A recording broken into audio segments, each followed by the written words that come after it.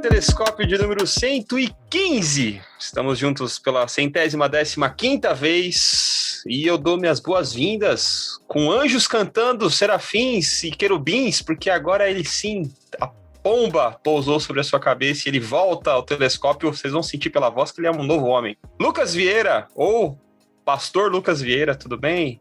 Graça e paz, igreja. Amém. Aleluia. Bom dia, boa tarde, boa noite. Prazer estar aqui de novo. Ele tá cada vez mais bonito, hein? Tá maluco. Obrigado. E aí, como é que você tá se sentindo, pastor, agora? Tá pesando quanto agora? Eu ganhei 5 quilos, né? Só por virar pastor, 5 quilos e 10 anos a mais. O espírito entrou mesmo, porque diz que é mais ou menos esse o peso que... O espírito é pesado. Já entra. É bem-vindo de volta. E também ele, Rodrigo Quintan. Tudo bem, Rodrigo? Tudo bem. Bênçãos celestiais para todos vocês aí. É porque eu tô no nível de apóstolo já, não sou mais pastor, né? Se o Lucas é pastor, você já tem que ter subido, né? Exato, não é que você virou várzea agora. Eu e o Cacau aqui, daqui a pouco você vai apresentar o Cacau, ele já é episcopal, já bispo episcopal, já tá no nível... Muito bem, meus amigos. Ao longo da história, diferentes formas de ser igreja surgiram e desapareceram, ou ao menos ganharam e perderam força. A liturgia, a organização da comunidade, realização de sacramentos, hierarquias, dogmas, normas, parâmetros, tudo isso pode variar. Mas pode variar até que ponto?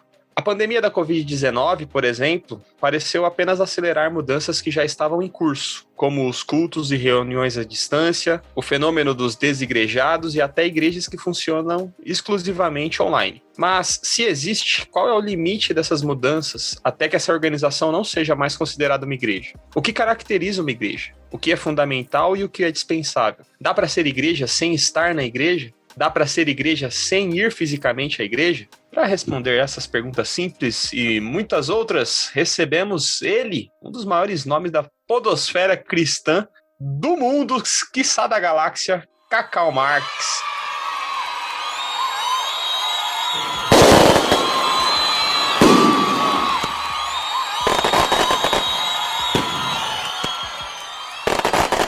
Tudo bem, Cacau? E aí, gente? Beleza? Fico feliz de estar aqui com vocês. Maiores nomes. Podia ter aquele efeitozinho de palma, hein? Né? A galera gritando. Vou pedir pro... A produção, Jonathan. Produção, Jonathan, põe efeito de palma, pessoas gritando. E mete um eco na voz do Cacau aí pra gente sentir o peso do... O peso desse homem maravilhoso. Eis que te digo. Esse Black Beer aqui, ó. Tudo bem, Cacau? Valeu, gente. Tudo bem, graças a Deus. Legal esse tema e obrigado por me convidar aí. Tamo junto. Se a pessoa que ouve podcast é crente e não conhece o Cacau, ela não ouve podcast nem é crente. Porque uma das duas coisas, qualquer pessoa que seja crente ou que já ouviu um podcast, seja lá onde for, você sabe quantos podcasts você já, assim, não de quantidade numérica, mas assim, de programas diferentes. Tem algum que você não participou ainda? Ah, tem. Tem o Telescópio, por exemplo. Não, Primeira vez. Aqui. Aí, ó. Vai zerar a vida hoje. Isso só mostra a humildade dele, porque o cara é... Não, porque hoje sua vida vai pra frente, mas se você não engatou... Agora... Se você ainda não engatou numa crescente, é hoje, vai. Ou ladeira abaixo, né? A gente, o convidado mês passado, agora o cara dá entrevista pra Veja, pra Folha. Você viu o Rodolfo, rapaz? Tá voando. E tudo é bom ajudar os amigos, né? Mas é isso aí. A gente chamou o Cacau, que é amigão, é da casa. Não sei por que cargas d'água nunca esteve no telescópio. Falha do Rodrigo. Eu admito essa culpa, porque foi um absurdo isso. É um absurdo. Eu tava conversando com ele lá no CTPI.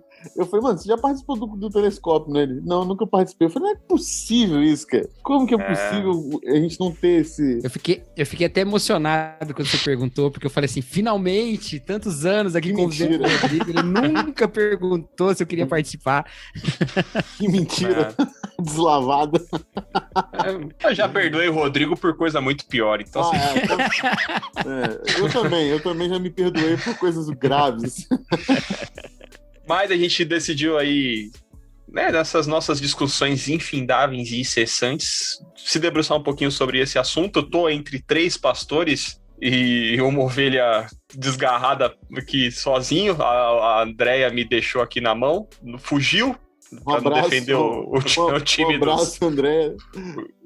não defender o time dos frequentadores eventuais. Rapaz, eu vou falar um negócio pra você. O time dos leigos? Eu vou falar um negócio pra você, cara. O cara, ele acaba de denegrir a imagem da própria igreja que ele pertence. Ele fala que é uma ovelha desgarrada e é membro da IBAB. Alô, IBAB.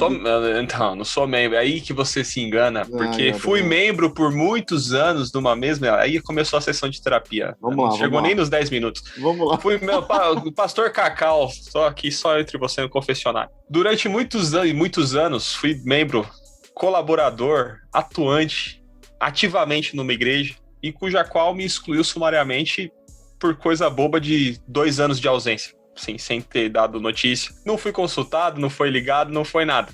Usa o termo correto, você foi desarrolado. Desarrolado na igreja. Pior do que ser excluído. O Lucas tá com os termos na ponta da língua.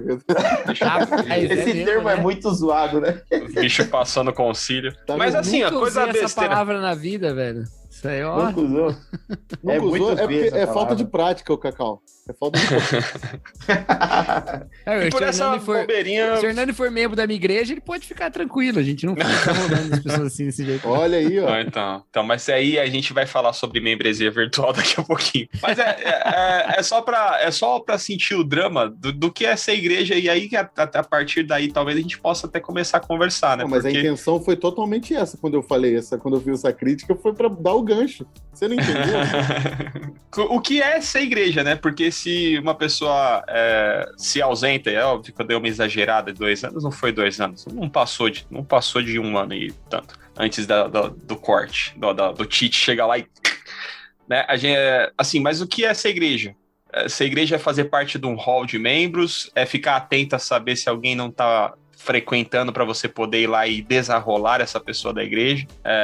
Existe uma crise meio que de identidade, né, de ser igreja ou não ser igreja, ou virtualmente ser igreja. Quando a gente fala de igreja, óbvio, a gente tem a visão transcendental da igreja de Cristo, do corpo de Cristo, o corpo místico de Cristo, que abrange uma coisa muito maior. Mas quando a gente fala de igreja enquanto organização mesmo, qual que é os parâmetros que você utiliza na sua comunidade ou para observar qualquer tipo de comunidade, o que é ser uma igreja? Eu acho... Primeiro, acho que a gente precisa definir que a gente está falando da realidade da igreja local, né? A gente está falando sobre pertencer à igreja universal, igreja invisível, dê o nome que você quiser dar, né? Mundial não pode, né? A gente já conversou. O Lucas sabe essa resposta. Palavra mundial. Se você depois perguntar para ele. Agora ele foi no banheiro, mas depois quando ele voltar... Até a Universal me deu um susto aqui também, mas eu não quis interromper porque já entramos na parte séria. Exato. Não, mas assim, quanto a fazer parte de uma igreja local, né? Eu acho que é aí que para a dúvida, né? Porque uma pessoa pode estar, inclusive, desligada de uma igreja local e ainda assim ser parte da igreja de Cristo, né? Uma coisa não tem a conexão direta com a outra. Mas quanto a esse aspecto, eu acho que primeiro a gente não deveria tentar estabelecer um critério quantitativo, assim, sabe? De até onde ou até quanto de participação, de interação, qual a distância que eu tenho que estar da minha igreja para ser parte dela e tal. Eu acho que, na verdade, o caminho é o oposto, né? Não é a gente pensar o quanto a gente pode se afastar e ainda ser parte dessa igreja, mas quanto mais eu posso me envolver com essas pessoas para realizar entre nós a unidade que existe na própria comunidade divina, né? Então, sempre que a gente fica pensando assim, até onde, até quando, até quanto, né? A gente está usando um paradigma muito humano, assim, para medir essas coisas, né? E o desafio da comunidade humana que se realiza no povo de Deus, né? Mas que é o desafio que Deus colocou para a humanidade desde o Éden, né? É essa de refletir na nossa unidade de diversos a realidade dessa diversidade unida que é Deus, né? Então, ao invés de a gente pensar setinha para fora, né? A gente pensar setinha para dentro, né? Acho que é por aí. E aí as perguntas, ao invés de ser assim, qual o limite para eu continuar sendo parte dessa igreja? O que me define como essa igreja? A pergunta seria outra, né? Como que essa igreja pode ser mais a cara da Trindade, né? Então, e aí a gente está sempre olhando para esse ideal, né? Que não é alcançável nessa nossa realidade, nesse momento reinado pelo pecado, mas é o que a gente persegue, né? É um bom jeito de escapar da sua pergunta. Então eu tô aqui só esperando. Aqui esse cara é pastor, o cara é ardiloso, o cara é inteligente, o cara é liso. Não, mas de verdade, liso. a gente gasta muito tempo, assim, às vezes, com vários assuntos da igreja, vários, não só esse, né? Tentando definir isso, né? Quais são os nossos traços de identidade, quais são... o que é um crente, né? Uma birra que eu tenho, gente, porque por muito tempo... O que é ser crente para mim, fui criado na igreja e tal, né? Sempre foi um conjunto de comportamentos, né? Então, comportamentos que o crente fazia, né? Ou assumia, e comportamentos que ele abandonava. Essa coleção, essa lista, né? Positiva e negativa, é que formava o que era um crente, né? E no final, né? Não é nada disso, né? Não tem nada a ver. E a gente tem essa tendência de ir fazendo as coisas dessa maneira, né? Ao invés de lembrar que, seja como nós formos, eu não consigo definir que eu sou o crente, em termos daquele cuja fé em Jesus Cristo me define, enquanto eu continuo rivalizando com aquele velho homem que existe em mim também. Então eu sempre estou aquém. Não há ninguém que pode carregar esse nome de ser crente. Assim como não há ninguém que pode carregar plenamente o nome de ser igreja, né? Mas a gente continua olhando para essa igreja que é a cara da Trindade, a gente continua buscando ser cada vez mais ela, né? E com essa lógica, eu acho que a gente encara as outras coisas todas, né? Como é que a gente, então, define os meios digitais hoje? Com essa intenção de sermos um, né? Então, nunca o contrário, com a permissão de sermos cada vez mais distantes. Não, eu vou usar os meios digitais para ser cada vez mais um com o outro, né? E todas as outras coisas, né? O templo, né? O templo pode ser muito útil pra gente ser um, mas pode ser muito útil também pra gente não ser, né? Pra gente se definir por um lugar, ao invés de nos definir pelas nossas relações. Então, eu acho que é mais ou menos por aí. Não é só uma... Eu falei que tava escapando da pergunta, mas na verdade é que eu acho que a gente tem que mudar um pouquinho o fundamento da nossa reflexão sobre isso, pra gente não repetir esse erro todo da nossa formação, pelo menos da minha, né? Acho que vocês tiveram experiência parecida. Mas você acha que é possível ser igreja sem a comunhão da igreja local, presencial? Giancarlo Marques, aquele grande sábio. Beijo, Jean. Da sua família. O dedo coçou para chamar o Jean para estar aqui hoje, porque ele ia... Rapaz, a gente não ia terminar hoje, né? Porque como eu e o Jean falamos sobre esse assunto. Mas ele disse uma coisa muito importante sobre isso, uma vez que esse assunto surgiu em algum grupo que a gente tá junto aí. A gente tá junto em vários grupos. E surgiu em um desses grupos. E ele falou assim, faz sentido fazer essa pergunta sobre família? Né? Você é família sem se encontrar com a sua família? Então, depende do que você chama de família. Exato. Então, mas assim, geralmente você não se encontra, em termos de uma família como a família da fé, né? Unida pelo amor de Cristo, e não a família definida pelas nossas desavenças, como muitas das nossas famílias são, né?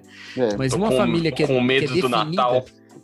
Uma família que tem que ser definida pelo amor de Cristo, toda a forma de não estar, todos os motivos para não estarmos juntos são os empecilhos de estarmos juntos, e não os nossos desejos de não estarmos reunidos, né? Então, o Espírito deve promover em nós uma unidade que se manifesta em um tipo de identidade, né? Que a gente pode falar um pouco mais sobre isso depois. E é isso, né? É isso. Ele deve manifestar em nós essa atração, né? Essa atração de não só presencial, mas assim, de identificação, e principalmente uma palavra que eu gosto muito, de correspondência.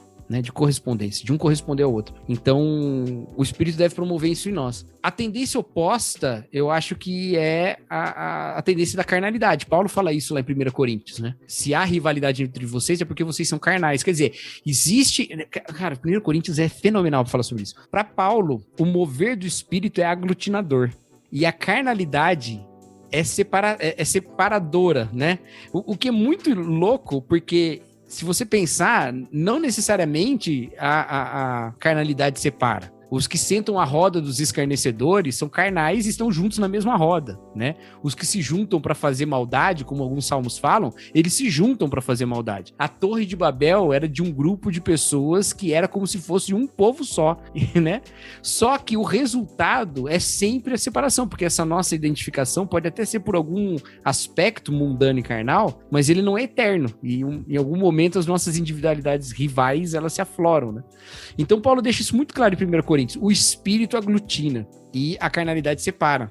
Então, muito desse nosso debate é muito reinado pela nossa carnalidade. Até onde eu posso ir, até quanto eu posso me ausentar, até... E, na verdade, é o seguinte, o que eu posso fazer para, não estando presente, ainda ser um? Entendeu? Porque tem vezes que a gente é proibido de estar presente, como, por exemplo, quando tem, né, colapso do sistema de saúde, né? Então, você está sendo um estando separado, porque você ama outra pessoa, você não quer passar Covid para ela e não ter UTI. Então, acho que a pergunta vai nesse sentido aí. Então, aí se a gente pergunta assim, tem como ser igreja sem esse encontro local? Eu não sei se você quis dizer encontro ou só a manifestação local. Encontro, né? Encontro. Porque assim, o que eu entendo disso que está sendo dito aqui, que você está falando?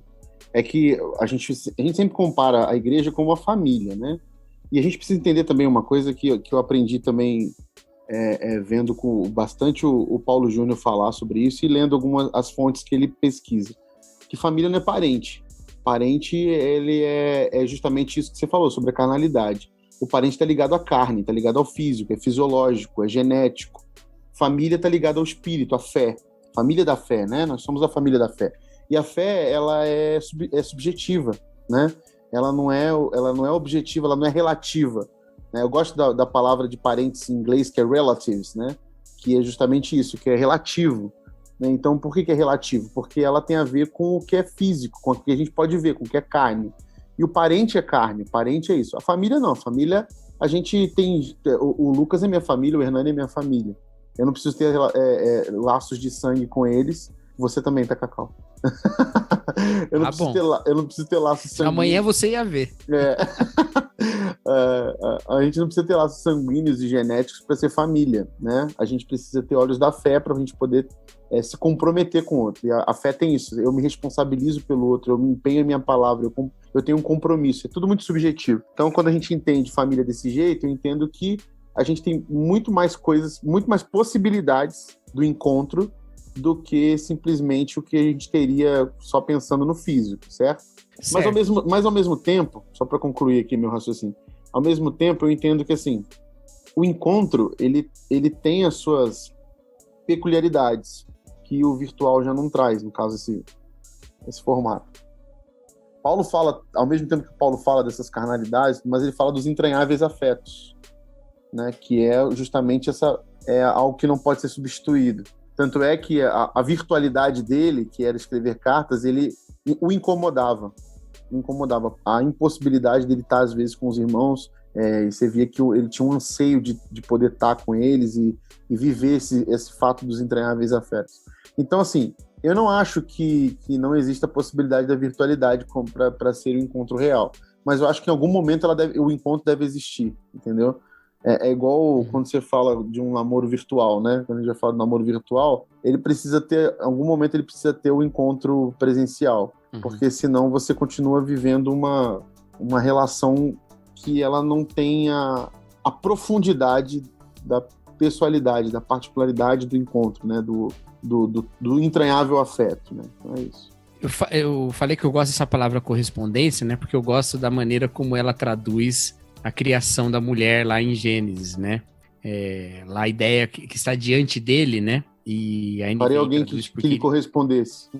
A NVI traduz como alguém que lhe corresponda, né? E essa ideia mesmo de uma resposta um ao outro, né? Porque a correspondência, ela existe justamente na diversidade, né? Senão não é correspondência, é espelho, é coincidência, né?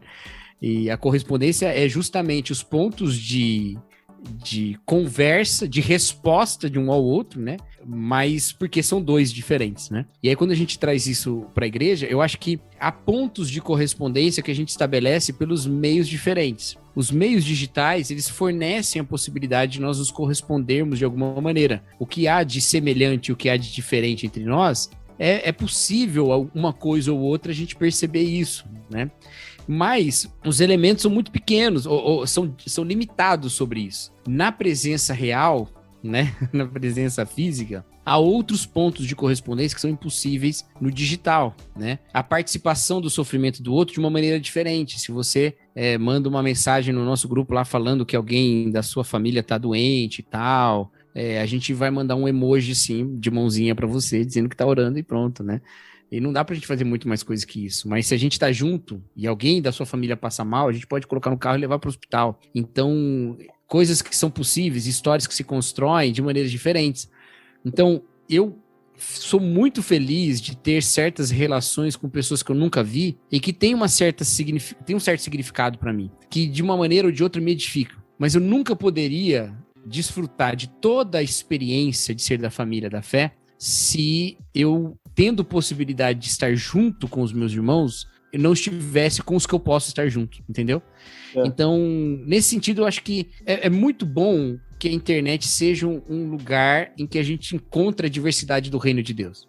Então, por exemplo, é um exemplo bem bobo aqui, mas acho que dá para simplificar um pouco. Eu aprendi muito mais sobre o que é, por exemplo, a vivência, a doutrina e a prática, a experiência dos meus irmãos anglicanos, porque tenho contato com anglicanos pela internet. Na minha cidade não tem paróquia anglicana, entendeu? A única vez que eu fui numa paróquia anglicana foi num casamento em São Paulo. Então, mas por causa disso eu pude conhecer muito mais. Porque eu pude conhecer as pessoas, não só ler um livro dizendo sobre isso, um verbete na enciclopédia, né? E nessas formas diferentes de lidar com a fé e com doutrinas diferentes e tal, a gente cresce também e um edifica o outro de maneiras diferentes de ver. Mas se eu só tivesse isso e tendo possibilidade de estar com irmãos em experiências físicas e eu não tivesse, eu estaria perdendo a oportunidade de manifestar essa unidade divina em um outro nível, entendeu? Então eu acho que é isso, né? Eu acho que todos nós temos a mesma tendência, nós quatro aqui, de não querer ficar falando que é pecado o que a Bíblia não diz que é pecado. Se tem uma coisa que eu quero evitar na minha vida é isso. Eu quero até aproveitar eu tô fugindo desse lance do pecado aí, não tem nada a ver. Gente, não precisa inventar pecado, já tem demais. Já tem um monte, né? Só pegar o gancho da tua fala, que você estava falando, eu estava lembrando do texto de João 17, quando Jesus Cristo ele começa a orar por nós, por aqueles que ainda viriam a crer. Eu achei que o Lucas ia falar que Jesus Cristo entrou no Zoom e chamou os...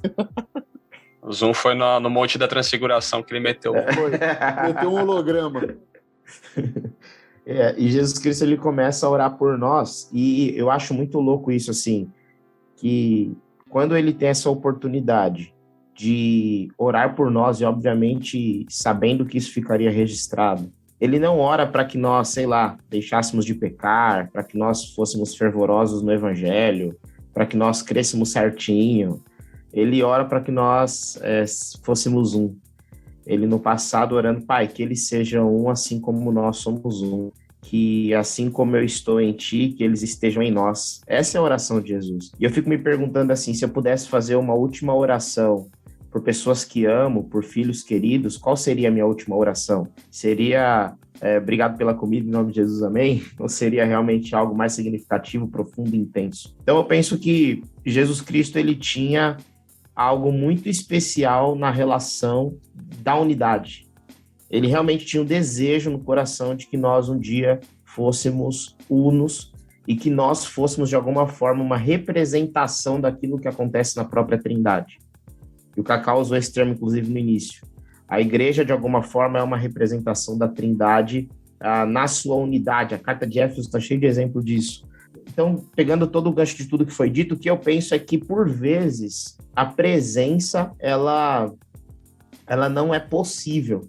Mas o desejo da presença precisa ser algo perceptível, concreto, e precisa existir o tempo todo. Não pode faltar no cristão o desejo da presença. O desejo da convivência, o desejo do coletivo. Ora por mim aí, irmão. Porque...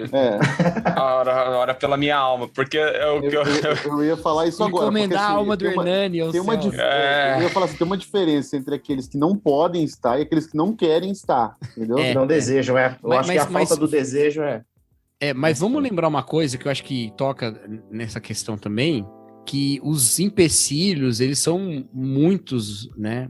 São variados. questões sanitárias, questões de trânsito, de... Questões pessoais. Né, pessoas que mudaram de país para um lugar onde não tem igreja, mas também tem as feridas, as marcas, as dores, e faz parte do processo de acolhimento na família acolher as pessoas com as suas feridas e as suas marcas. Então esse é um grande paradoxo da comunhão cristã, que diante dos que não têm desejo da comunhão, nós expressamos a comunhão respeitando o seu desejo. Como?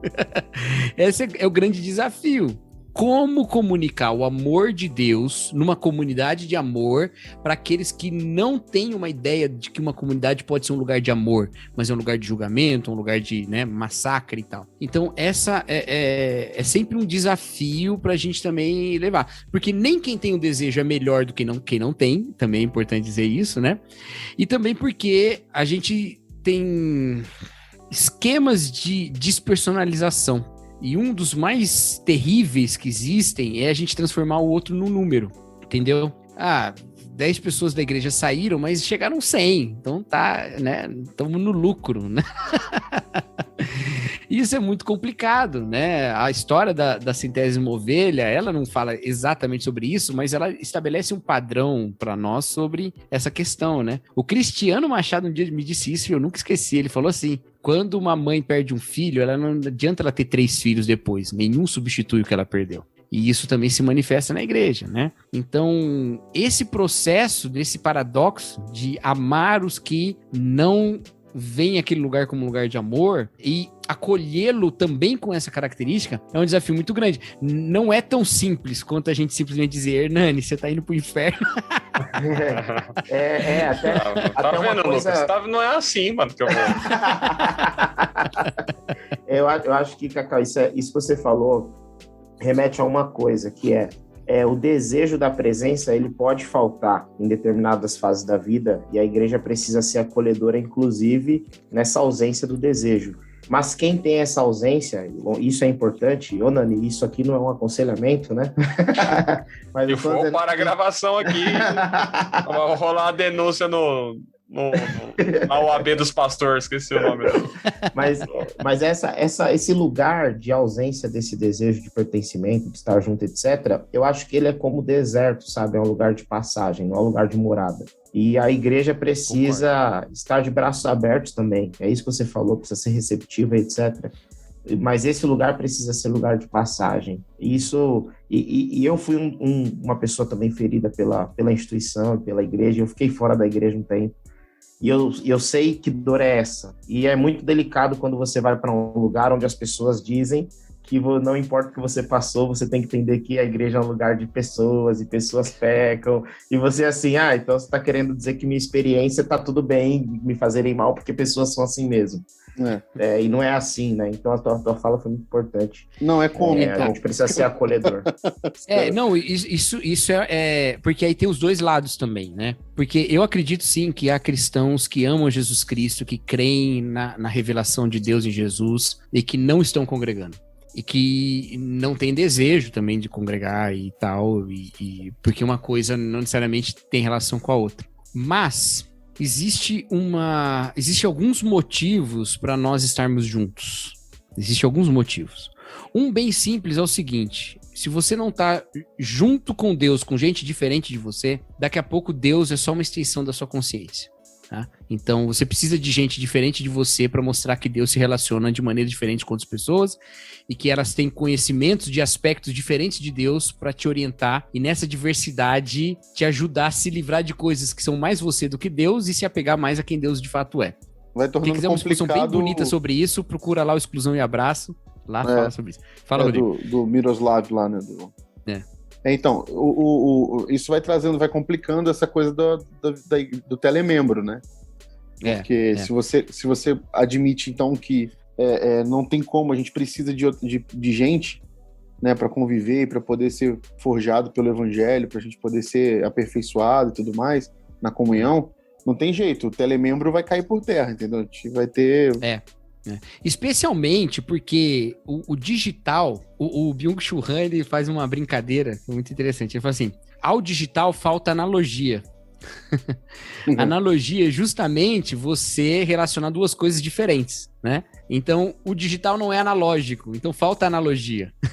E aí ele diz que o digital, na verdade, ele é um espaço de um coletivo de individualidade. O digital é um lugar muito, muito bom para isso.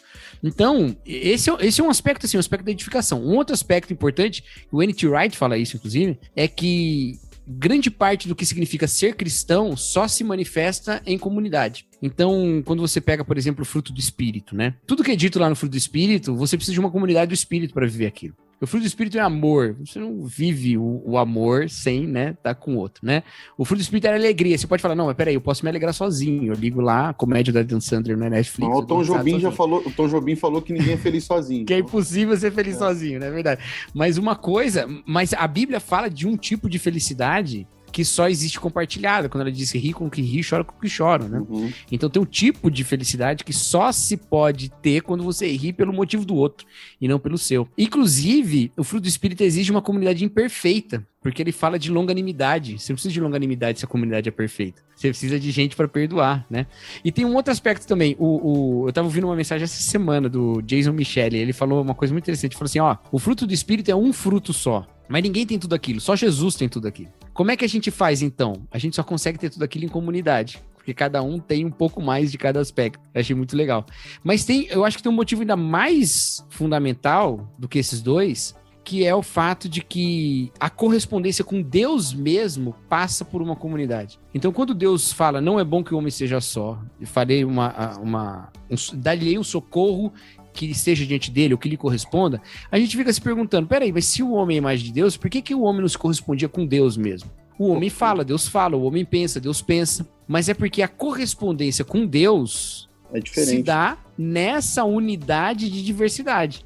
Falta o aspecto comunitário divino para a gente corresponder. A gente pode se corresponder nos aspectos individuais. Uhum. Deus é criador, nós somos criativos, Deus é inteligente, nós somos inteligentes, Deus é sábio, nós somos sábios, Deus ama, nós amamos, mas falta o aspecto dessa unidade de diversidade que existe em Deus e que não existirá se nós estivermos sozinhos. A ordem da criação também desculpa te interromper, já te interrompendo, mas é só para não fugir disso que você puxou, a ordem da criação é extremamente pedagógica nisso, porque ele faz criaturas que vão depender do homem, né? Faz o homem, então aí o que acontece? O homem tem a noção de seres que dependem dele para existir, né? E tem o senso dele com Deus, da relação dele com Deus, que é de dependência com Deus. Mas ele não tem ninguém para interdepender, ou seja, para corresponder. Então aí vem a mulher para poder ser essa relação de interdependência. Então, eu e você não... Porque assim como Deus são três pessoas e é uma, ele se relaciona com o Filho e o Espírito Santo porque são essa relação perfeita. E o homem precisava também dessa relação, já que com Deus e com a criação ele não teria. Mas aí fechou o parênteses. Não, e inclusive nisso, o que isso acaba trazendo pra gente, né? Que eu preciso de você porque eu preciso de Deus. E você precisa de mim, essa codependência, né? Quase um cântico. Até aquele cântico, né? Eu preciso de você. Mas é isso, eu preciso de você porque eu preciso de Deus. Há aspectos da nossa unidade com Deus que não se manifestam sem comunidade. Uhum. Isso aí é muito claro nos evangelhos. Na verdade, João entendeu... Primeiro, todos os apóstolos entenderam uma coisa que a gente às vezes não entende. Jesus falou assim: qual o maior mandamento? Amar a Deus acima de todas as coisas. E o segundo, semelhante a esse, amar ao próximo como a ti mesmo. Ele falou isso lá pro fariseu, né? Mas quando ele tá lá, um pouco antes da oração que o Lucas falou, quando ele tá lá com os discípulos, né? A partir do capítulo 13 de João, do 13 ao 16, aí no 17 vem a oração, né? Ele fala assim para eles: eu dou um novo mandamento, que vos ameis uns aos outros. Ele não fala sobre amar a Deus. Aí você vai olhando os apóstolos depois, as epístolas, e aí você começa a ver que a ênfase sempre é essa. Nenhuma epístola enfatiza amar a Deus. O único lugar que eu me lembro nas epístolas que vai falar sobre amar a Deus é Paulo escrevendo a Tito, quando ele fala que as mulheres mais velhas devem ensinar as mulheres mais novas a amarem a Deus e os seus maridos. Mas a ênfase de todas as epístolas é amar o próximo. Paulo fala que quem ama o próximo cumpre a lei, tanto em Romanos quanto em Gálatas. Pedro fala que quando nós nos purificamos pela verdade, nós somos levados ao amor fraternal, então nós devemos amar de maneira não hipócrita. Tiago, Tiago, hein? Que você sabe que é Tiago, né? Que era meio brigão. Tiago fala que o amor ao próximo é a lei do reino. E João ele gasta, né? A primeira João, então, é quase só isso. É praticamente só isso, né? Ele vai falar, do capítulo 3 pra frente ali, ele vai botar... Na verdade, ele fala antes, ele diz um mandamento que, na verdade, não é novo, mas é muito antigo. Ele repete praticamente as palavras de Jesus, que ele mesmo registrou no Evangelho. E João vai botar como critério último isso, a relação com Deus, a relação com o outro. Né? Perfeito. Exato. Eu não posso amar Deus se eu não amo o meu irmão. Mas olha só, o que Jesus falou lá é uma coisa muito doida, porque ele fala assim... O novo mandamento vos dou, que vos ameis uns aos outros. Aí ele fala, aquele que tem os meus mandamentos e os guarda, este é o que me ama, aquele que me ama será amado por meu Pai, eu também o amarei e me manifestarei a ele. A manifestação de Deus se dá em cumprir os mandamentos de Cristo. E qual mandamento?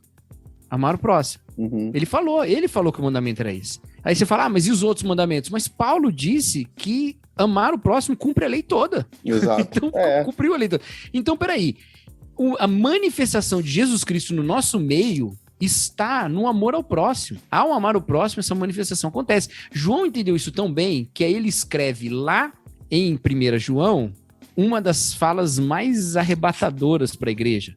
Sim, que é quando ele diz assim, né? Ninguém jamais viu a Deus, se amamos uns aos outros, Deus permanece em nós. Ele usa a mesma expressão que ele usa lá no capítulo 1 do Evangelho, quando ele fala, ninguém jamais viu a Deus, o Deus unigênito revelou a nós. Entendeu? Ele disse, ninguém jamais viu a Deus, mas nós vimos porque a gente viu Jesus. Aí Jesus diz, eu me manifestarei a quem amar. Aí lá na epístola ele fala, se amamos uns aos outros, aquele Deus que ninguém viu é visto em nós porque ele permanece em nós, da maneira como ele estava em Jesus Cristo. E o amor é aperfeiçoado em nós. Mas eu tô aqui, sendo aqui ministrado pela palavra, pensando de que forma, já que a gente está falando basicamente dessa questão da virtualidade e da organização da igreja dessa maneira mais à distância virtual, de que forma essa organização impossibilita essa experiência, inviabiliza, e de que forma fazer parte de uma comunidade local presencial viabiliza isso. É impossível você fazer parte de uma comunidade de forma exclusivamente virtual e não experimentar isso, ou experimentar e estar na comunidade é o cenário em que vai tornar tudo isso possível, porque ouvindo as epístolas, lendo as epístolas e ouvindo o nosso papo, assim, é tudo bastante interessante e bonito. Mas estar na comunidade local não é, às vezes, até um fator mais complicador para que se experimente tudo isso? Sim. Isso eu acho que passa pela natureza dessas nossas relações. Então, todas as nossas relações elas precisam passar por essa crítica, não só a virtual, tá? As nossas relações presenciais, elas são marcadas por um tipo de cultura que é muito perversa. Mesmo as presenciais. Nós somos todos mediados por um capitalismo desumanizador. Eu ia falar entendeu? Isso, que é a lógica do consumo. Assim, exato, lógica do consumo. Isso se manifesta nas nossas relações pessoais. Isso é só uma maneira nova, 2.0 ou 3.0, sei lá, de acontecer aquilo que aconteceu lá depois da queda, quando, por exemplo, o Lameque começa a colecionar mulheres como se fossem propriedades, entendeu? Quando um quer dominar o outro, não são os dois dominando a criação, agora um vai dominar o outro. A gente faz isso agora por meios, né, do consumo presente. Então, primeiro, vamos lembrar disso. A igreja há muito na cultura eclesiástica que inviabiliza a plenitude desse amor. Porque a gente é pecador, carnal, estamos tudo lá, e precisamos combater essas tendências, tá? Quando a gente vê igrejas com crescimento muito rápido, tipo da Marcy Hill, eu tô brincando, eu lidei tanto com esse negócio de escândalo de igreja nesse ano, eu li tanto sobre isso e tal, que eu comecei a achar que toda igreja grande tinha histórias assim. Aí eu já conheci várias que não tem, tô muito feliz com isso. Mas quando você vê isso, você vê essa lógica do consumo e do número e da despersonalização, essa lógica toda entra na igreja. É uma igreja que se torna a igreja do Lameque. Eu mato o outro para acumular vingança, para ficar cada vez mais poderoso. É o narcisismo, né? Quando a gente leva isso para o digital, a gente corre o risco disso se acentuar. Eu acho até que pode até aumentar, viu? corre o risco de acentuar, ou seja, porque a gente tem uma relação com as telas de consumo já também, né? Antes de qualquer coisa, porque o pessoal, vamos voltar um pouco, né? A relação pessoal, ela ainda tem esse risco, né? De, tipo, pode ser uma relação de consumo, como pode não ser. Na tela, a gente, antes de ter as relações pela tela, a gente tem o consumo pela tela, né? A nossa cultura foi criada assim, a consumir coisas pela tela. A gente assiste coisas, a gente consome. Então, as pessoas já não falam mais quando vão se reunir online, eles falam assim, vão ali assistir o culto. Então, as pessoas não prestam mais culto, elas assistem culto. Isso já é uma terminologia de quem está consumindo algo, né? Você falou muito bem da relação de consumo que a gente estabelece, e eu gostei muito da ilustração que o Paulo Borges Júnior trouxe no CTPI também, que a gente viu, que ele foi falar da ceia. Por que é interessante? Porque em Corinto, né, a igreja de Corinto viveu isso, o lance do consumo, né? Que a gente hoje, se a gente botar uma lupa na gente, a gente vai entender. Tanto é que Paulo, quando ele vai falar, vai orientar eles sobre isso, vocês estão fazendo a ceia, que era uma grande festa, né? Vocês estão comendo tudo, não estão deixando nada para ninguém, vocês não estão discernindo o corpo. E aí vem a ideia da ceia, do que é de fato a ceia. Discernir o corpo é o quê? Não é você ver se você pode... Eu achei isso fantástico, cara. Ver se você pode avaliar você mesmo para ver se você pode participar da ceia. Porque a pessoa que avalia se pode participar da ceia e conclui que pode, eu posso comer um pedaço de Jesus, eu mereço comer um pedaço de Jesus, e ela pode comer qualquer coisa. Jesus, o pastor, o irmão, a mãe, o pai, a esposa, ele sai consumindo todo mundo. Então, a questão da ceia não é você avaliar a si mesmo para ver se você merece consumir aquilo, se pode consumir aquilo. É para você discernir o corpo. E como você discerne o corpo? Você avalia se há alguém que você ainda não repartiu aquilo que está sendo colocado para partilhar. Então, antes de eu comer, há alguém que ainda não tem acesso a isso, alguém que ainda não pode chegar à mesa, alguém que não se sentou à mesa para partilhar, que eu estou impedindo, ou que eu não vi, que eu não enxerguei, para que eu possa, então, comer. Ou seja, eu primeiro partilho, para depois eu consumir, né? Então, para depois eu entender que faço parte disso. E essa didática, essa pedagogia da mesa que Jesus oferece, ele fala, quando eu partir o pão, façam isso em memória de mim. O quê? Comer não, consumir não, partilhar. Então, quando eu partilho, eu chamo as pessoas do evangelho para a mesa da comunhão. Então, o evangelho, a igreja, tem a ver com partilha e não com consumo. Não é para você estar comendo alguma coisa. Mas elas não sempre consumiram? Desculpa, Cacau. Assim, essa ideia do consumo não mudou nada de novo debaixo do sol. Não foi o virtual que trouxe essa questão do consumo. Não, mas aí que pior, aí que o Cacau tava falando, que eu interrompi, né? Que é o lance da tela. Quer ver uma coisa? Vocês já assistiram aquele filme O Enigma do Horizonte? Já viram esse filme? Da década de 90? É um terror sci-fi. Tá? Na década de 90 eu tava assistindo a Lagoa Azul no... Não, mas da metade pra frente. Esqueceram de mim. Vocês vão ver a volta que eu vou fazer. Vocês vão ver a volta que eu vou fazer. Falar sobre. Mas assim, naquele filme é engraçado porque ele é muito anterior ao iPad existir.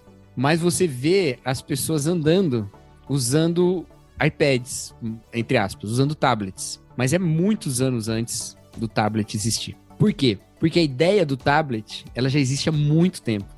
Muito, muito tempo. Eles tentaram fazer vingar e ela não vingou. Por que ela não vingou? Porque sempre se pensou os devices como sendo elementos de produção de conteúdo. Nem de conteúdo, mas de produção do trabalho, o computador, não é? Pra que serviu o computador antigamente? Pra você fazer relatório, pra você fazer conta, pra você fazer... Não tinha uma ferramenta. Consumir. O iPad só vingou quando você tinha internet e você podia ser passivo, e você podia só consumir. E você não precisava produzir mais nada. Tanto que até o iPod e o iPhone, quando saíram, as primeiras versões, não tinham câmera frontal. Porque não era pra você botar nada na internet, era pra você ver, né? Então alguém que ia botar a câmera traseira, ela era zoada, como tinha de qualquer celular, não era tão boa assim. Quem queria produzir alguma coisa para o outro ver e usar uma câmera profissional e tal. Então, a nossa relação com as telas é uma relação, sim, originalmente de consumo, porque antes de haver essa lógica de consumo da internet, não tinha lugar para esse tipo de coisa. E agora tem, porque a demanda que criou-se para isso foi a demanda do consumo. Então, isso já é um ponto. Mas aí tem outro ponto, porque aí se tudo é consumo das telas, tudo também é publicidade, né? E o que a gente está fazendo aqui é um pouco publicidade também. A gente está colocando as nossas ideias, a gente está falando para as pessoas consumirem onde elas estiverem. Isso aqui não é igreja, porque aqui tem uma lógica de consumo e uma lógica de publicidade. A gente está fazendo um pouco isso aqui também. Mas que seja pelo menos um start para você fazer outra coisa, assim como publicidade pode dizer, o Ministério da Saúde adverte, fumar causa câncer, né? E assim fazer você parar de fumar. Quem sabe não é uma publicidade desse jeito. Ou mas de alguma forma... Pelo menos vai ter câncer, vai mais consciente. Vai continuar pecando, não vai na igreja, mas não foi por falta de aviso. Aquele consumidor de cigarro que quando recebe o maço de cigarro vem atrás lá escrito que causa... Não quero da impotência não, me dá não quero da impotência não, me vê o do problema cardíaco aí. Me vê do infarto que é mais rápido. Me vê do infarto aí. Mas então tem isso, mas também tem outra coisa. Eu sou muito convencido disso. E se eu tiver errado, vocês me corrijam, por favor. Eu já falei isso algumas vezes, ninguém me corrigiu até agora. Mas o Hernani vai corrigir. Eu posso estar errado. Mas olha só, existe na internet uma desvalorização muito grande da pessoa como pessoa, porque a gente tem uma oferta infinita de relações. Entendeu? Então, por que eu não preciso lidar com o fato de você pensar besteira sobre política? Porque tem 1 milhão de pessoas que eu posso me relacionar, que vão concordar comigo. E um dos pontos de identificação com elas é que nós dois vamos odiar você, entendeu? Então a gente junto... Então essa forma de criar comunidades pela divisão, que na verdade só faz com que a gente encontre correspondências que não são mais correspondências, são coincidências. Não existe diversidade, só existe coincidência. Isso é inescapável. É inescapável. A única maneira de você não ser dominado por esse tipo de relação é você ter relações para além das telas. Se você só tiver relações pelas telas, você vai ser dominado por esse tipo de relação, porque não tem como. Mesmo que você falar, não, eu vou lidar com alteridade, com não sei o que lá, você não mentira, vai conseguir. Não vai, mentira. Não vai lidar com... Eu já cansei de excluir gente aqui. Não, nem... Começo da pandemia devia ser 1.000 amigos, mas não chega a 400 agora. Não juro. Se nem pessoalmente a gente consegue entender a alteridade, imagina virtualmente. Mas uma amostra disso, por exemplo, é que por vezes nós temos vários amigos na igreja, e às vezes eu olho assim e falo, eu nunca seria amigo desse cara se eu soubesse só as ideias que ele tem. Porque a internet revela as ideias, né? Revela as ideias, os pensamentos, mas afasta a pessoa, a integralidade da pessoa. E tem uma coisa que eu gosto de falar que é assim, o Erlan falou uma coisa pra mim uma vez, a gente gravou no Ovelhas Elétricas sobre Her, e eu fiquei com isso na cabeça, sabe? Ele falou que em Her, quando o protagonista... Vocês assistiram Her? Assisti. Faz tempo, eu já nem lembro. É bem ruim, né, inclusive. Nossa, é bom demais. Joaquim Fênix. É muito ruim. Fênix. Mas é quando ruim, mas o protagonista, é igual quando o protagonista não está mais com a ou ele não está naquele momento com a Siri. Com a Siri dele lá, com a Samantha, né, que é a Alexa. Tema operacional, e ele tá com a amiga dele, que é a Amy Adams, que faz, né? É uma cena que tem uma panorâmica da cidade assim, e eles estão sentados em cima de um prédio, e ela coloca a cabeça no ombro dele e ninguém fala nada. E aí o Erlan disse isso e ficou marcado pra mim. Ele disse assim, ali ela ofereceu uma coisa que o sistema operacional não podia oferecer, que é a presença silenciosa. É o silêncio, é estar perto em silêncio. Não tem como fazer isso pela rede social. Você só existe quando você se expressa. Mas no presencial, as pessoas têm existência a despeito de qualquer obra. Isso é muito graça, né? É muito graça. Diante de Deus, nós existimos sem nenhuma obra. E na igreja, a gente existe sem nenhuma obra. Mas na virtualidade, não. A gente só existe quando a gente faz uma obra, quando a gente expressa alguma coisa. A gente é que se traz existência ao falar, haja eu, né?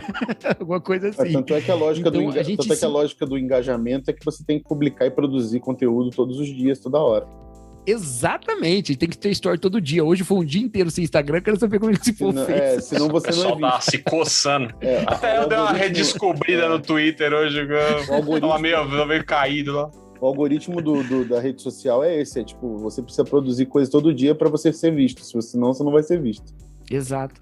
E aí acabou que virou o jogo, né? Porque assim, se a princípio a internet era o lugar do nosso consumo, né? Agora ficou o lugar de nós sermos consumidos, né? E da gente ficar produzindo para ser consumido enquanto a gente consome os outros, né? E então é isso, né? Come todo mundo, né? Vai comer todo mundo. O meu menino da quinta série saúda vocês também. Quando é dito que foi difícil aquela hora. Foi difícil esse momento. Se a palestra não tivesse tão boa, ele tinha perdido. Eu tinha perdido o foco. Que aí come Jesus, come a mãe, come o pai, come o irmão, come o pastor. Isso era congresso de crente que vocês estavam? Isso aí é. Caraca. Eu só lembrei do José Serra lá. Eu, como José... Outra, tá igual o amigo do Cirilo que foi falar com os adolescentes e falou, como é que é? Ele disse assim, Jesus não só sentava com as prostitutas, ele também comia. Aí, ó. E eu que não vou pro céu porque não vou na igreja presencial aí, ó. E foi numa igreja que isso foi dito, eu tenho certeza. Hipocrisia é massa. Não, foi sim. Mas então, eu acho que esses aspectos, eles são, a gente tem que ficar atentos com eles, tá? Porque, de fato, não é saudável a maneira como a gente lida com as coisas. E essas relações e essa maneira de lidar com as relações, essa maneira de encarar as pessoas dessa forma, tem contaminado também as nossas comunhões reais. Comunhões, tem plural de comunhão? Comunhões? Acho que tem, né? A nossa comunhão real. Vai no neologismo. Porque aquilo que o Lucas falou, por exemplo, das opiniões, né? Antigamente, a gente até sabia as opiniões dos malucos. E a gente tava com eles. Porque a opinião não era um negócio tão importante assim, gente. A opinião do cara ia morrer com ele ia no máximo falar pro vizinho dele. Entendeu? Hoje a gente tá viciado em se expressar. Eu não consigo mais assistir um jogo de futebol sem entrar no Twitter. Agora eu tô fora do Twitter um tempo, mas entrar no Twitter e escrever alguma coisa que eu tô achando daquele jogo, dar uma cornetada no jogador, ou mandar, quem sabe, uma mensagem para o narrador, colocar na tela para todo mundo que tá vendo o jogo ver o que eu tô pensando. A gente tá viciado em se expressar. E há canais de expressão pra caramba. E isso faz com que a gente ache as opiniões muito importantes, porque também a gente só lida com gente que só existe quando se expressa. Se eles não se expressam, eles não existem, porque na tela só existe se expressa. Então, tudo que essas pessoas são para nós são opiniões. Então, de repente, opinião ficou um negócio muito grande. Opinião é uma parte muito grande do ser humano. Eu sei que você, que tá do outro lado da tela, tem uma existência corpórea. Eu sei. Mas para mim, você é 100% opinião. Então, para quem tá do meu lado, que eu conheço a existência corpórea, a opinião acabou ficando mais pesado para ele também. A opinião dele ficou mais pesada para mim, melhor dizendo. Então eu considero mais importante. Então por isso que também não tô mais suportando lidar com um cara que pensa diferente de mim no presencial. O meu amigo de anos atrás e que eu não aguento mais ficar com ele porque ele fala coisas que eu não concordo. Ele já pensava essas coisas antes e eu aguentava, eu não aguento mais. Eu me peguei nessa pandemia brigando com gente que fez sacrifícios por mim. Só porque a gente pensa diferente politicamente. Eu não conseguia me lembrar dessa história que a gente tem junto. Porque a opinião, ela é imediata, a história ela é dissolvida diante dessa existência aqui, né, que não tem tempo e não tem nada. E isso tá entrando na igreja, tá entrando não, isso tá corrompendo, não é a igreja não, tá corrompendo todas as nossas relações. Então, acho que você corrompendo a própria humanidade, porque até quando o Rodrigo falou com relação a relacionamentos amorosos e tal, que você não consegue manter virtual. No programa passado a gente falou sobre geração Z e eu não duvido que vai ter muita gente que ouviu isso e rolou um estranhamento, porque para muita gente é o suficiente, sim. E ela até prefere que seja, entendeu? Então, não é que... A minha intenção ao dizer isso é, tipo assim, que em vista de tudo que dissemos aqui hoje, a relação não existe, né? Se ela não for pro... Sim, então, mas... Agora o cara quer manter virtual, ele vai desenvolver o jeito dele de se relacionar, mas ela não vai... O que eu acho é que existir o desejo de manter um tipo de relação restrito a essa superficialidade que é o relacionamento via virtual, internet, que é o que o Cacau muito bem falou, que é se você se relaciona com as opiniões das pessoas, ou com as ideias das pessoas, mas as ideias e as opiniões não são as pessoas. E de alguma forma isso preenche algum tipo de lacuna ou desejo que é o suficiente, e a pessoa vai falar, não quero ter um namorado ou uma namorada real, porque isso dá trabalho pra caramba namorar. Puta, é chato. Ter que ir eu namorei old school, namorava com a Lucy antes do Orkut. Então, puta, sábado tinha que estar lá, tinha que bater cartão. Domingo tem que ir pra igreja. Mas é muito melhor não ir pra igreja e só me ligar lá na hora do culto, assistir o culto, consumir. Ou, domingo passado agora, ia ter que fazer um negócio aqui em casa. Não, depois eu baixo a pregação, ouço só a pregação quando eu estiver indo pro trabalho. Uhum. E aí você gera esse tipo de relação, não só na igreja, você deixa de alguma forma, você se desumaniza, porque você se satisfaz com uma faceta do ser que não é suficiente. Porque não vai abranger todas as suas necessidades que às vezes nem você percebe que você tem. E aí você vai gerando um monte de gente frustrada, machucada, incompleta, porque acha que se satisfaz, e vai ter muita gente que fala, pô, você prefere ter amigo real? O amigo real dá um trabalho do caramba. Às vezes o cara fica doente, a mãe do cara fica doente, tem que pegar meu carro e ir lá ficar ajudando a levar no hospital. Não. Sabe, o ser igreja, que era o ser igreja antes, já não é tão bom, porque me obriga a fazer outras coisas que o ser virtual já supre as necessidades que eu acredito que eu tenho. Uhum. Que é o de ouvir uma palavra maneira, às vezes conversar com alguém sobre algum problema que eu tô tendo, e vida que segue, sabe?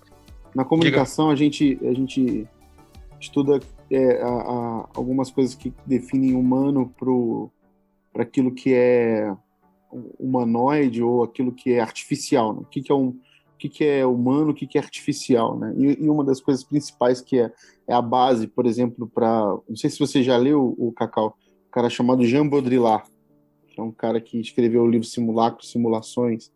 Ele é um cara muito bom, e ele fala uma coisa muito interessante.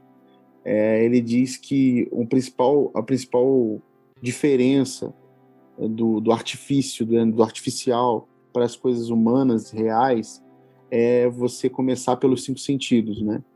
Os 5 sentidos humanos, eles vão trazer essa questão da presença completa do homem inteiro. E isso é muito interessante, porque, por exemplo, na internet a gente usa pouco dos nossos sentidos, né? Dos 5 que a gente coloca, a gente usa pouco. Então, o ser humano não é partes, ele é inteiro. Então, se você quer se relacionar pela virtualidade, você vai ter uma relação parte humana, ela vai ser muito mais artificial, parte humana, do que uma humana completa. Porque a humana completa exige toque, existe gestos de amor, intencionalidade, né? Existe carinho, existe afeto, e tudo isso você pode ter virtualmente, mas algumas partes dessa coisa, né? Não um todo. E o todo, ela precisa, porque quando você tem o toque, por exemplo, você aciona coisas no seu cérebro que você não aciona com palavras. E isso tem a ver também com a forma como a gente lida psicologicamente na relação. Se você lê, por exemplo, Gary Chapman, das 5 linguagens de amor, que é o classicão aí de todos, né, você vai entender que tem gente que não consegue se relacionar com isso. Então a gente não pode estabelecer que há um padrão nisso aí. E que, de fato, existe um todo. E esse todo não cabe na tela. Ele não pode caber na tela. E porque o humano é muito mais do que isso. Então a gente não consegue entender o que é humano todo só pela tela. Então como que você pode ter uma relação completa pela tela, né? Não é possível. Você tem limitações. Então é por isso. Você pode até conseguir manter um tipo de relação, mas é um tipo de relação que você tem que ter consciência que ela não vai ser inteira nunca. E com a ressalva de que fazer parte presencialmente, fisicamente, não é garantia de que essas coisas serão supridas. Porque você pode fazer a vida inteira estar dentro de uma comunidade de maneira presencial e física e não ter isso respondido. Pode estar no modo virtual. Você pode estar no modo virtual. E tá aí o filme Clique, do Adam Sandler, para poder provar isso. A gente pode estar no stand-by. Cara, eu não acredito, velho. Falou que Her é ruim e agora sugeriu Clique. Clique é sensacional, mano. Que tá no maluco? Não, tudo bem, mas Her é maravilhoso, cara. Como é que você faz? Pra falar uma coisa que Her fala muito melhor do que Clique. Maravilhoso é uma classificação que você dá pra Senhor dos Anéis. Eu podia ter falado, por exemplo, do... Her é um dos melhores... um dos 3 melhores filmes do século. Pelo amor de Deus. Pelo amor de Deus. Eita, aqui aí eu ia até falar dos androides sonham com ovelhas elétricas, mas eu ia até falando de um livro, né? Mas não dá, mas nisso aí, tem, assim, eu acho que também a gente pode ser um pouco mais positivo também, né? A parte boa. A parte boa da virtualidade, né? Achei que você falou no início a parte boa. A parte boa da virtualidade é que eu posso discordar do Rodrigo sem ter medo de apanhar dele, que ele é muito maior que eu, né? E é um pouco violento também, a gente tem que admitir. A parte é muito violenta, eu sou extremamente violento. O Rodrigo... Tá doido. Eu só tenho tamanho. Mas uma parte boa, assim, disso, né? Primeiro, apesar dessa oferta de milhões de relações minúsculas, né? São relações minúsculas mesmo, né? Porque não tem profundidade, não tem amplitude, nada. Mas há muitas perspectivas diferentes com as quais a gente pode ter contato. E há um certo desafio ao diálogo que a gente precisa abraçar. Então, de um jeito meio diferente, as redes sociais, e as redes sociais não, as telas todas, a virtualidade, ela pode nos levar a uma busca por uma humanidade mais abrangente, ou melhor, uma busca por humanizar aqueles que nós temos desumanizados, entendeu? Então, aspectos que eram não negociáveis para mim algum tempo atrás, hoje já se tornam pontos em que eu consigo ter um diálogo, porque eu já vi muitas maneiras diferentes de pessoas se relacionarem de forma positiva com esses pontos, entendeu? Então, isso é um fruto positivo dessa virtualidade. Vou dar um exemplo, assim, bem crentinho para vocês entenderem. Eu fui algo muito próximo do que você pode pensar que é um fariseu crente, sabe? E desenvolvi não só um tipo de olhar julgador sobre comportamentos, mas um olhar de massacre sobre doutrinas e muros muito altos, né? Coisas do tipo. E só pela experiência online é que alguns desses pontos de divisão que para mim eram tão separados, eles puderam ser transformados em pontos de diálogo em que a gente pode ter uma doutrina comum e práticas também que são práticas saudáveis, sabe? Então, assim, como de um jeito interessante, a internet fez com que o reino de Deus para mim tomasse uma cara mais ampla. Olha que coisa maluca, né? A gente às vezes acha que só traz divisão, mas não, nesse caso trouxe. Hoje eu conseguiria estar em ambientes que eu não estava antes, em falar em considerar doutrinas que eu não considerava antes, coisas muito melhores assim. O corpo de Cristo se tornou mais amplo para mim por causa da internet. E não tem outra explicação, não foi por outro motivo, não foi por causa da minha maturidade, não foi nada disso. É bem claro os pontos em que essas coisas aconteceram para mim, todos eles envolvem de um jeito ou de outro a internet. A igreja deixou de ser um gueto da minha doutrina. Ela é a minha família. Olha que coisa interessante, né? Ela é a minha família. A gente tem uma doutrina, a gente tem um jeito de crer, a gente crê de um jeito específico, mas ela é a minha família nuclear da fé ali. A gente sabe que a gente tem nossos limites, nossos problemas, a gente sabe que há outros que consideram pontos diferentes dos nossos, mas que são tão válidos quanto, e pronto, né? Então, isso foi um fruto positivo da virtualidade, um fruto que tem a ver com comunhão. Eu poderia falar de frutos de conhecimento. Pô, né? A gente tá conversando uma coisa, eu saco o celular do bolso, pesquiso, olha, aprendi um negócio novo aqui agora, né? Seria um fruto positivo. Mas sobre comunhão tem pontos positivos na virtualidade também. Então, a gente só não pode substituir uma coisa pela outra. Isso não tem como, né? São complementares, né? Mas eu acho que a ferramenta do visitar as coisas que você postou há 5, 6 anos atrás sempre me dá uns tapas na cara, porque vira e mexe eu leio e falo, nossa, como era babaca do caramba. Se eu visse alguém escrevendo isso que eu escrevi há 6 anos atrás, eu ia excluir. Imagina daqui a 10 anos. Facebook. Daqui a 10 anos, provavelmente eu vou achar hoje. Mas eu acho que até é uma questão assim, se você olha para o seu eu de 7 anos atrás, o que você pensava, e você não mudou, babaca, né? Não acha babaca, é porque você ainda é babaca. Tipo, exatamente, você continua babaca. Você continua tão babaca quanto você era. E eu acho que é bem isso também. Mas, como você bem falou, não é uma coisa que exclui a outra, né? Eu acho que aquelas coisas são muito bem complementares. E com certeza eu corroboro aí com a sua observação e eu também experimentei a mesma coisa.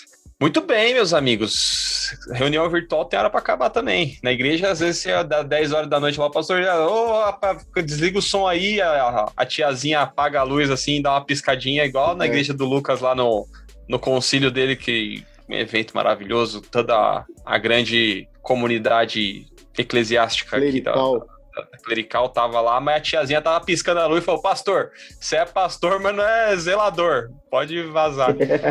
Então a gente também termina aqui nossa reunião virtual, agradecendo demais ao Cacau. Cacau, você é um cara sensacional, não preciso recitar todos os seus predicados e o quanto eu sou seu fã, mas se você quiser deixar suas redes sociais, fazer um dos jabás ou todos, não sei até que hora nós vamos, se você fizer todos os jabás de tudo que você faz, mas fala aí, dá seu recado. Agora a igreja Batista de Nova Odessa é uma igreja virtual.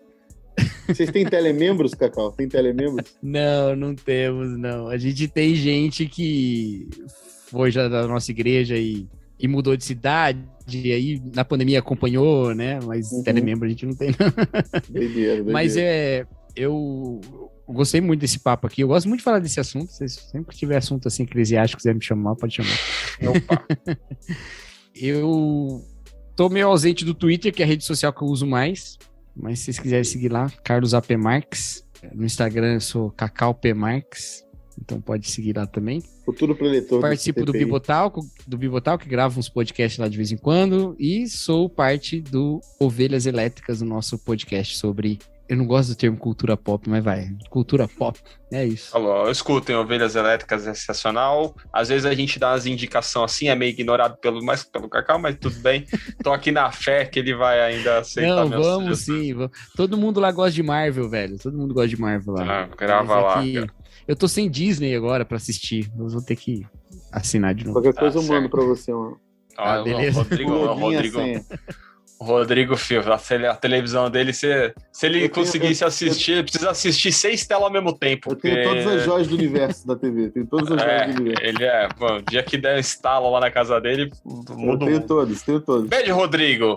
Obrigado por fazer parte desse encontro maravilhoso com esse menino bonito que, pra mim, gente, quero falar isso aqui de novo, eu sempre falo quando eu vejo, Cacau é o pastor do Brasil, gente. A igreja brasileira está perdendo seu bispo porque vocês não sabem reconhecer. Eu estava no CTPI indignado, pergunta pro Cacau, indignado porque esse Cacau não estava escalado para falar no CTPI, nunca foi, e nem sei se será, mas eu ainda confio que a igreja brasileira vai notar esse homem. Não, depois daqui é igual o Paulo Guedes, a economia decola. Nossa, Deus, que bela metáfora, acabamos com o Cacau. Agora decola. E pastor Lucas Vieira, beijo. Gente, sempre um prazer, valeu, Cacau. Cacau é um querido e cada vez te admiro mais. As nossas conversas lá também de sexta, tem sido muito especial essa caminhada junto. Então valeu por participar com a gente aí. Vocês estão de encontrinho paralelo. Você tá pensando o quê? Hernani, você só não vê, você trabalha. Baladinha clandestina. Mas é rolê de pastor, né? É rolê de pastor. Não, mas tem umas exceções lá. Temos exceções. É muito pesado pra mim. Não é não, pô. Lá é leve. Lá é leve. O Fábio é de boa. O Fábio chora com a gente, é legal. Às vezes só ele chora. É raro ficar pesado lá. Geralmente é raro. E obrigado a você que nos ouviu mais uma vez. Nos siga nas redes sociais, se quiser, @canal Telescópio. Sigam também a Crentaços, @Crentaços, nossos parceiros aqui. Todo dia 10, um programa novo. Até mês que vem. Telescópio, pés no chão, olhando pro alto. Tchau.